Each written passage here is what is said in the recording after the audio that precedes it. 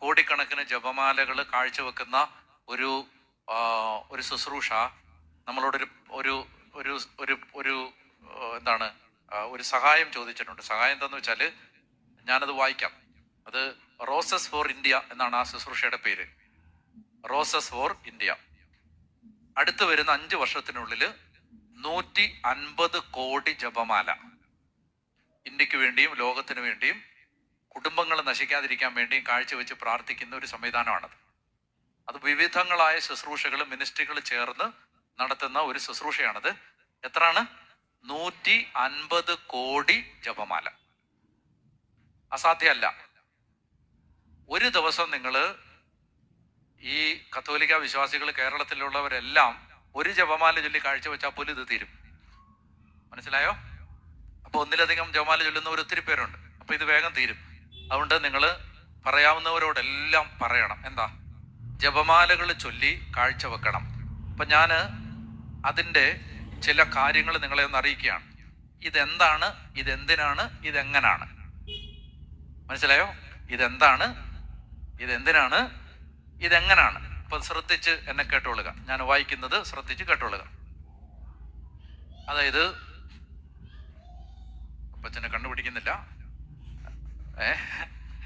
അതായത് കുടുംബങ്ങൾക്കും സഭയ്ക്കും രാഷ്ട്രത്തിനും അനുഗ്രഹം പ്രാപിക്കാനാണ്. കുടുംബം, സഭ, നമ്മുടെ രാജ്യം. 150 കോടി ജപമാലകൾ പ്രാർത്ഥിക്കാനുള്ള ഒരു ശ്രമത്തിന്റെ പേരാണ് റോസസ് ഫോർ ഇന്ത്യ. നാം ഒരു ജപമാല ചൊല്ലുമ്പോൾ പരിശുദ്ധ അമ്മയുടെ പ്രാർത്ഥനാ സഹായത്താൽ ഒരാത്മാവിന്റെ രക്ഷയ്ക്ക് അത് കാരണമാകും. നമ്മളൊരു ജപമാല ചൊല്ലുമ്പോൾ.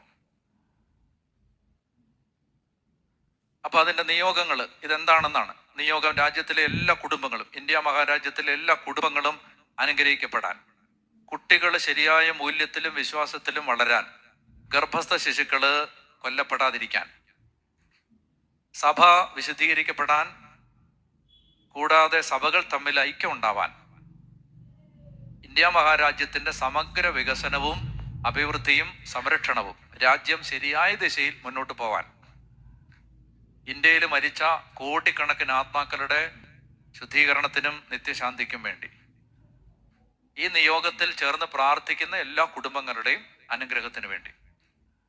ഈ നിയോഗങ്ങളാണ്. ഇതെല്ലാ ജപമാലയിലും സമർപ്പിക്കേണ്ട ആവശ്യമില്ല. നിങ്ങളിത് ഹൃദയത്തിൽ ഏറ്റെടുത്താൽ മതി. ഞാനിപ്പോൾ ഈ പദ്ധതിയുടെ ഭാഗം